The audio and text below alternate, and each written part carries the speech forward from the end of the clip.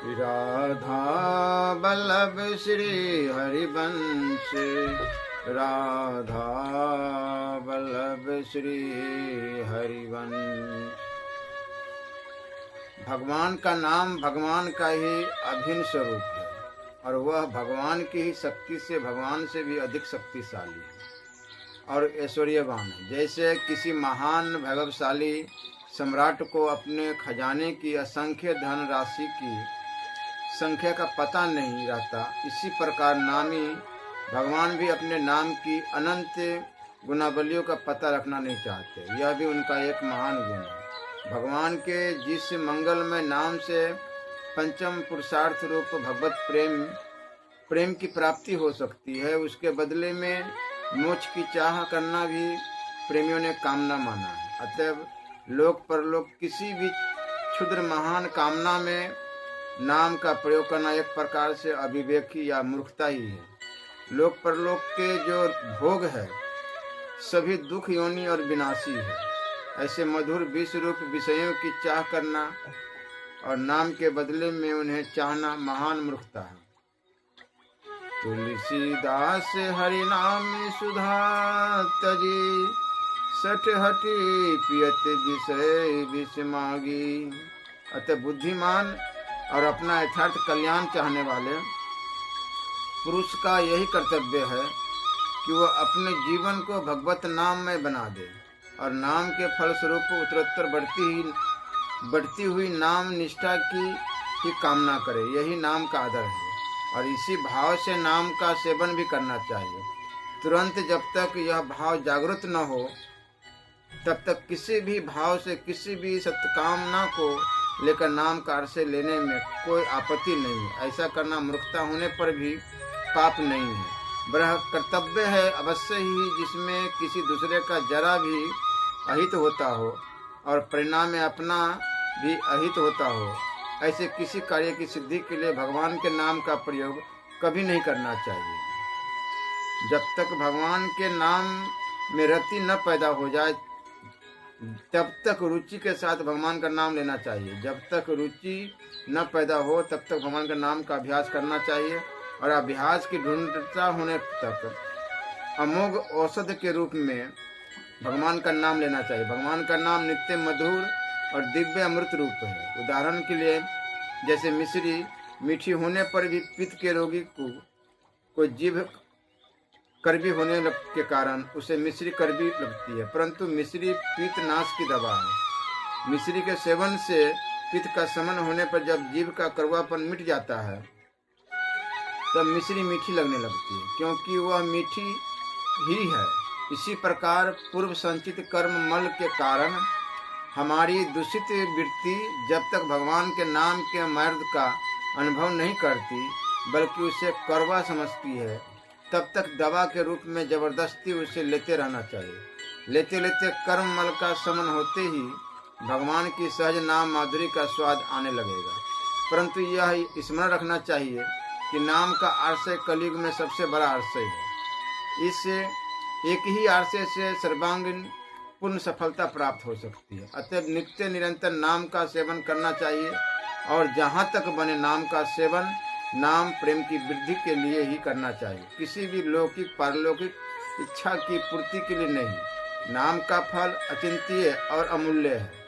इन विषयों पर इसी अंक में नाम का फल और राम नाम का मूल्य दो कहानियां बताई गई। उनकी वास्तविकता पर ध्यान न देकर उसमें भरे वास्तविक सत्य का ग्रहण करना चाहिए। नाम का जप मानसिक, उपांशु और वाचिक तीनों तरह से हो सकता है। नाम जप में जितनी सूक्ष्मता हो उतना ही वह श्रेष्ठ है, पर नाम कीर्तन में जितना ही वाणी का स्पष्ट उच्चारण और उद्देश्य हो उतना ही श्रेष्ठ है। अपनी अपनी स्थिति और रुचि के अनुसार जप कीर्तन करना चाहिए।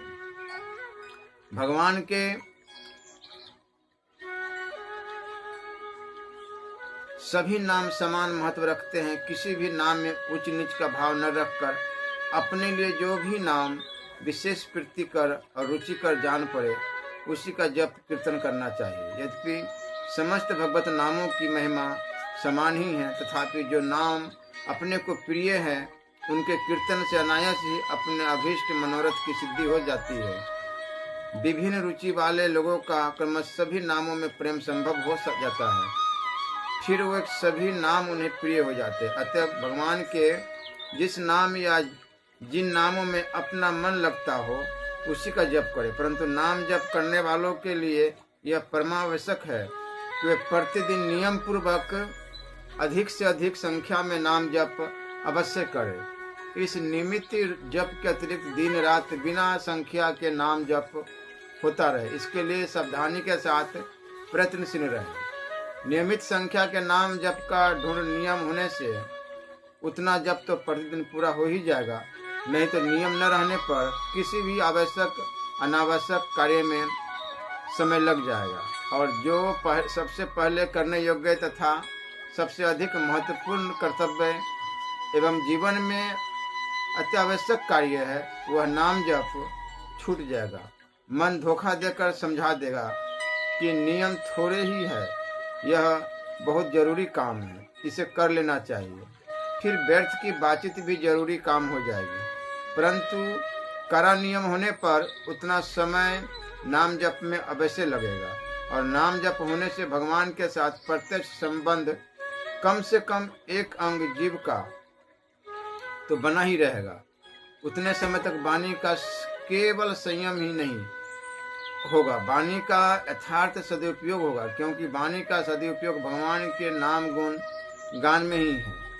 उतने समय तक प्रमादवश होने वाले मिथ्या भाषण पर निंदा से रक्षा होगी, कम से कम व्यर्थ भाषण से जीव की रक्षा होगी।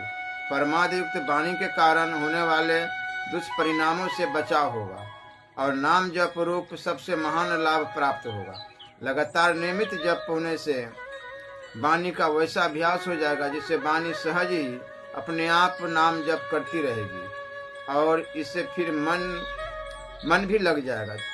बाबा तुलसीदास जी महाराज कहते हैं सकल अंध पद बेमुख नाथ, मुख नाम की ओट लई है।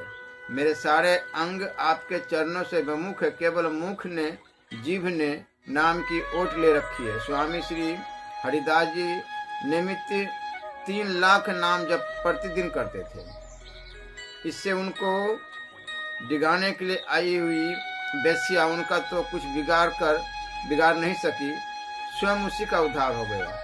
स्वर्गीय पंडित श्री मोतीलाल जी नेहरू के द्वारा पूर्वाभ्यास बस मृत्यु के कुछ पहले से ही गायत्री जप होने लगा था। इसी प्रकार पूर्वाभ्यास बस विश्व कवि श्री रविंद्रनाथ ठाकुर के पिता श्री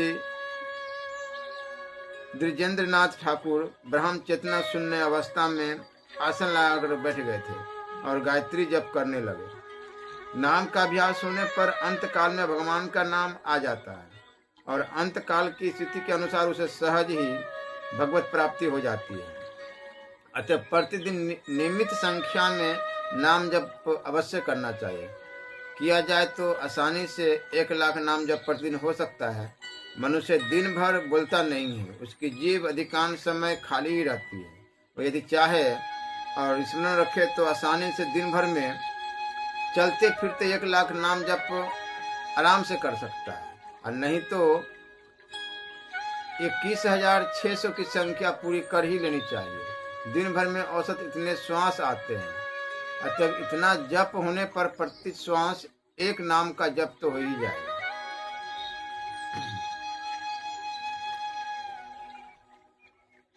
दोषों के भंडार बताया गया है कलयुग का।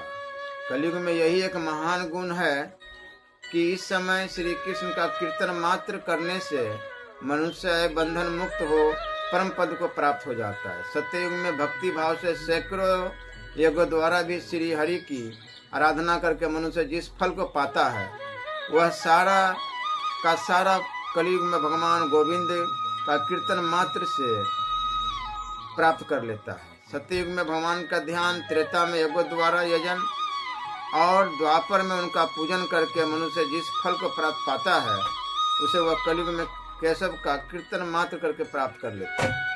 सत्ययुग में भगवान विष्णु का ध्यान करने वाले को, त्रेता में यज्ञों द्वारा यजन करने वाले को तथा द्वापर में श्री हरि की परिचर्या में तत्पर रहने वाले को जो फल मिलता है वही कलयुग में श्री हरि का कीर्तन मात्र करने से प्राप्त हो जाता है। श्री हरि का नाम ही मेरा जीवन है। कलयुग में इसके सिवा दूसरी कोई गति नहीं है। मनुष्य में वही सौभाग्यशाली तथा निश्चय ही कृतार्थ है जो कलयुग में हरि नाम का स्वयं स्मरण करते हैं और दूसरों को भी स्मरण कराते हैं। तीखी डाढ़ वाले कली काल रूपी दुष्ट सर्प का भय अब दूर हो जाना चाहिए, क्योंकि गोविंद नाम के दावानल से दग्ध होकर वह शीघ्र ही राख का ढेर बन जाएगा। घोर कलयुग में जो मनुष्य हरिनाम की शरण ले चुके हैं वही कीर्त करते हैं, कलयुग उन्हें बाधा नहीं देता। हरे केशव गोविंद वासुदेव जगन्मय इस प्रकार जो नित्य उच्चारण करते हैं उन्हें कलयुग कष्ट नहीं देता। नरश्रेष्ठ, जो लोग दिन रात जग गदाधार वासुदेव का कीर्तन करते उन्हें कलयुग नहीं सताता। भगवान कहते हैं कि जो कलयुग में मेरा कीर्तन करते हैं वे धन्य हैं, वे कृतार्थ है।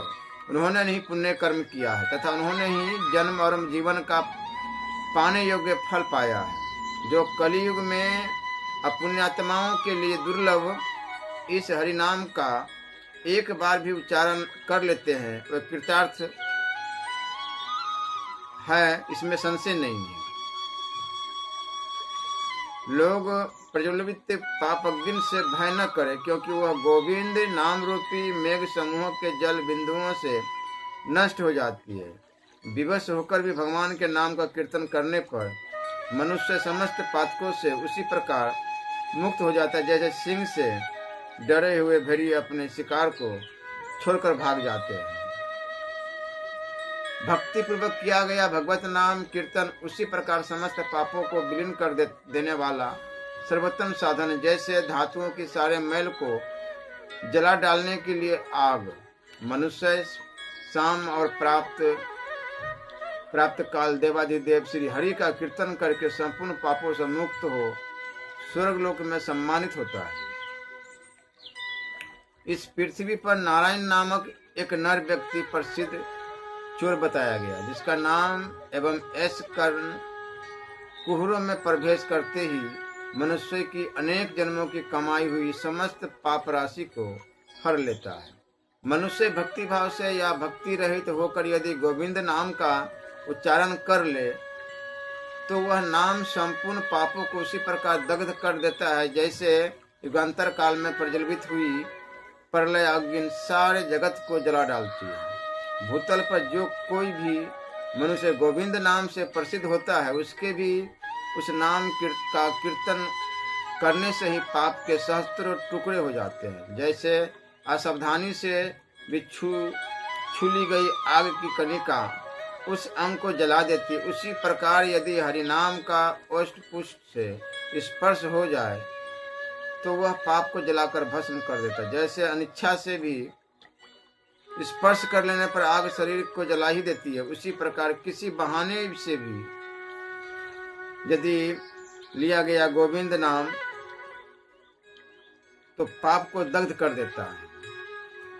ममता से व्याकुल चित हुए विषय ज्ञान मनुष्य के समस्त पापों का नाश करने का एकमात्र हरि नाम ही है। अमित तेजस्वी सर्वव्यापी भगवान श्री कृष्ण के कीर्तन मात्र से समस्त पाप उसी तरह विलीन हो जाते हैं जैसे दिन निकल आने पर अंधकार। संकेत, परिहास, स्तोभ या आदर अनादर पूर्वक भी किया हुआ भगवान विष्णु के नामों का कीर्तन संपूर्ण पापों का नाशक है, ऐसा महात्मा लोग कहते हैं। जैसे अग्नि लकड़ी को जला देती है उसी प्रकार जाने अनजाने में लिया गया भगवान का नाम, पुण्य श्लोक का नाम पुरुष की पाप राशि को भस्म कर देता है। श्री हरि के इस नाम में पाप नाश करने की जितनी शक्ति है उतना पातकी मनुष्य अपने जीवन में कर ही नहीं सकता। इसलिए हर समय नाम जप अवश्य करनी चाहिए। अमित तेजस्वी भगवान श्री विष्णु के कीर्तन से ही यक्ष, राक्षस, भूत, बेताल, प्रेत, विनायक, विघ्न, डाकिनीगण भगवान का नाम कीर्तन, डाकिनी तथा अन्य जो भी हिंसक भूतगण है वे सब भाग जाते हैं। भगवान का नाम संकीर्तन संपूर्ण अनर्थों का नाशक कहा गया है। भूख प्यास में तथा गिरने लड़खड़ाने आदि के समय भगवत नाम संकीर्तन करके मनुष्य सारे अनर्थों से छुटकारा पा सकता है, इसमें संशय नहीं है। मोहाग्नि की धधकती हुई ज्वालाओं से सदा जलते हुए लोकों में जो भगवत नाम रूपी जलधर की छाया में प्रविष्ट होता है वो कभी नहीं दग्ध होता। जो लोग इस संसार बंधन से मुक्त होना चाहते हैं उनके लिए तीर्थपाद भगवान के नाम से बढ़कर और कोई साधन ऐसा नहीं है जो कर्म बंधन की जड़ काट सके, क्योंकि नाम का आश्रय लेने से मनुष्य का मन फिर सकाम कर्मों में आसक्त नहीं होता। भगवत नाम के अतिरिक्त दूसरे किसी प्रायश्चित का आश्रय लेने पर मन रजोगुण और तमोगुण से ग्रस्त ही रहता है तथा उसके पापों का भी पुनः नाश नहीं हो पाता। मरणोन्मुख रोगी तथा गिरता या किसी का स्मरण करता हुआ मनुष्य विवश होकर भी जिन भगवान के नाम का उच्चारण करके कर्मों की सांकल से छुटकारा पा उत्तम गति को प्राप्त कर लेता है, उन्हीं भगवान का कलयुग के मनुष्य पूजन नहीं करेंगे। यह कितने कष्ट की बात है। सांख्य और योग का अनुष्ठान करके क्या करोगे? यदि मुक्ति चाहते हो तो केवल गोविंद का नाम जप कीर्तन करो।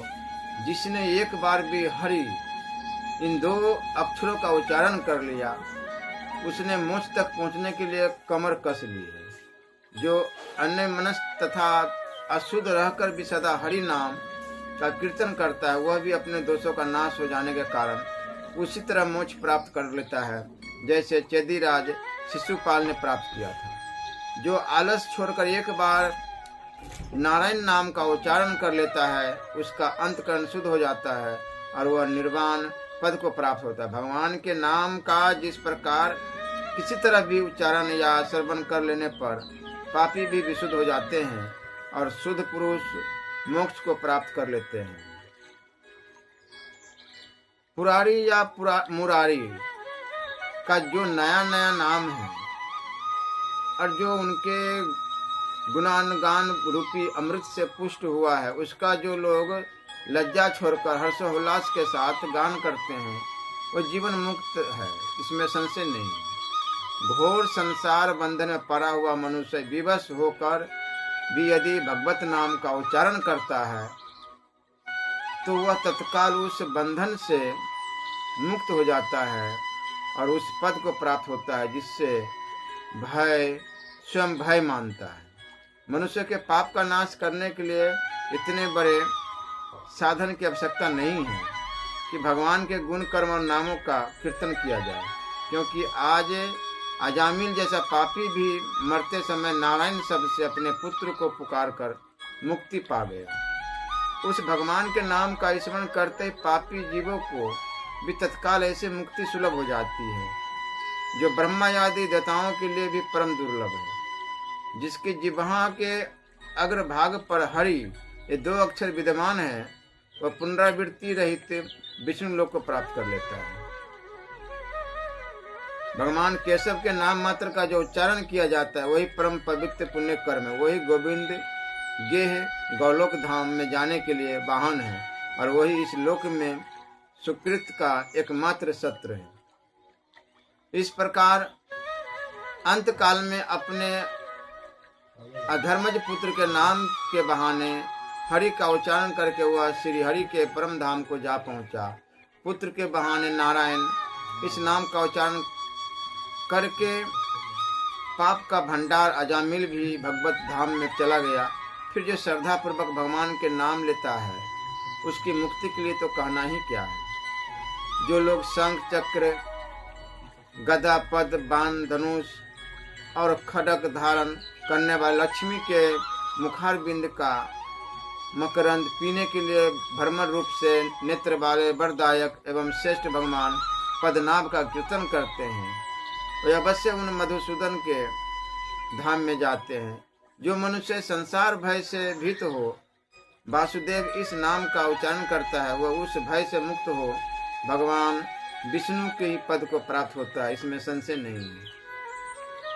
मंत्र तंत्र विधि देश काल पात्र और द्रव्य आदि की दृष्टि से भी छिद्र न्यूनता को प्राप्त हुए कर्मों को आप भगवान का कीर्तन त्रुटि रहित परिपूर्ण कर देता है। जिनके स्मरण तथा नामोच्चारण से तप तथा यज्ञादि कर्मों में तत्काल न्यूनता की पूर्ति हो जाती है, उन भगवान अच्युत को मैं नमस्कार करता हूँ।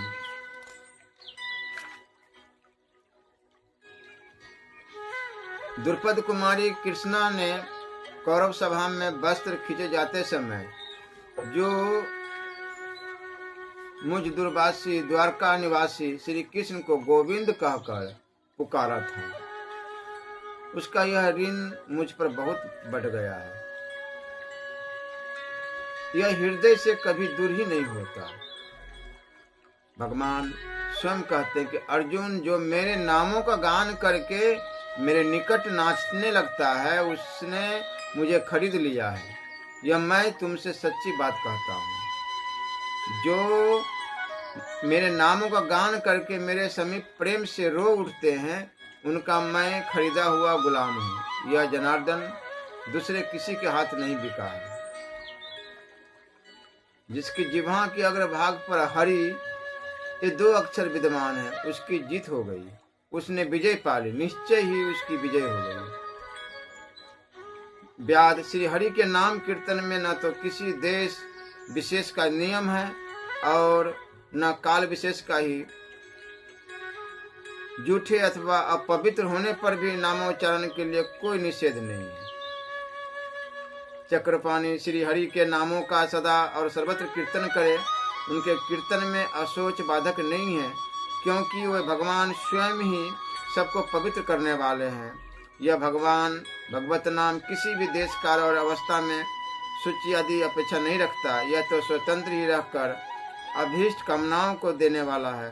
कीर्तन में देश काल का नियम नहीं है, सोचा सोच का निर्णय भी आवश्यक नहीं है। केवल राम राम ऐसा कीर्तन करने से ही परम मोक्ष की प्राप्ति हो जाती है।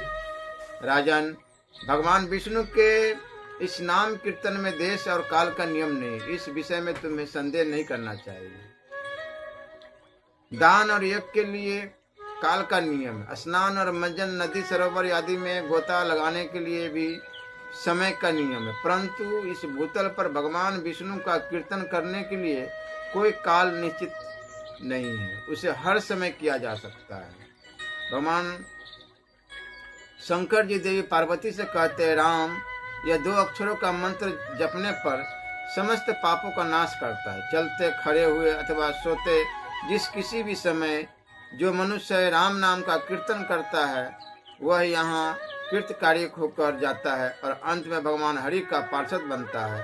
राम यह 2 अक्षरों का मंत्र 7 मंत्रों से भी अधिक महत्व रखता है।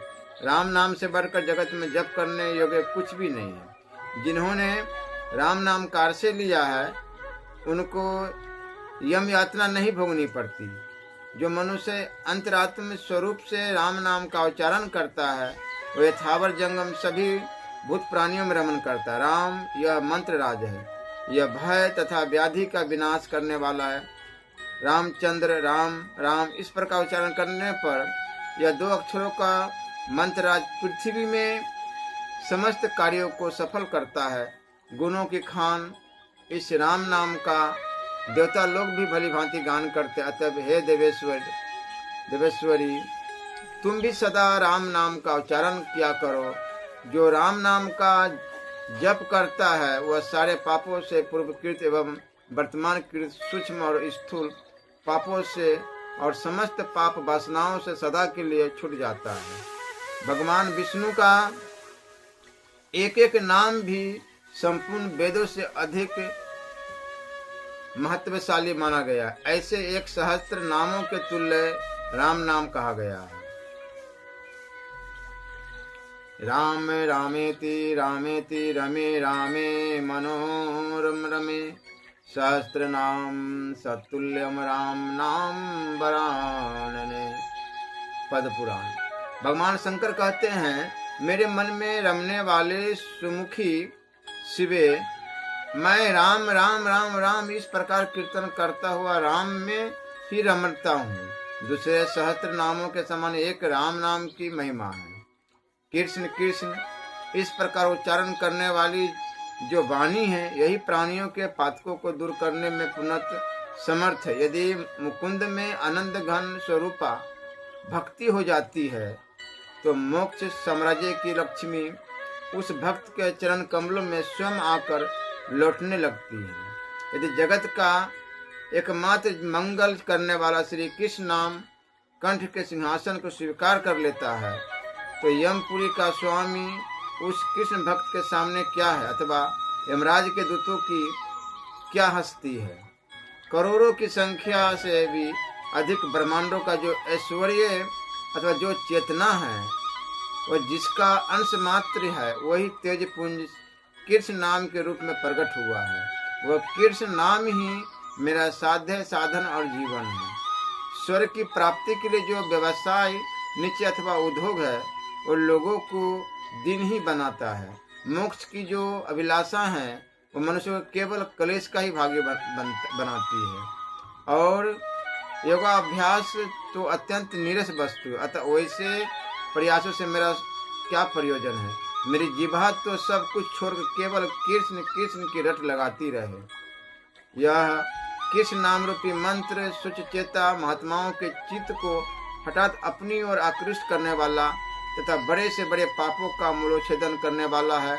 मोक्ष रूपी लक्ष्मी के लिए तो यह वशीकरण ही है। इतना ही नहीं, यह केवल गूंगों को छोड़कर चंडाल से लेकर उत्तम जाति तक के सभी मनुष्यों के लिए सुलभ है।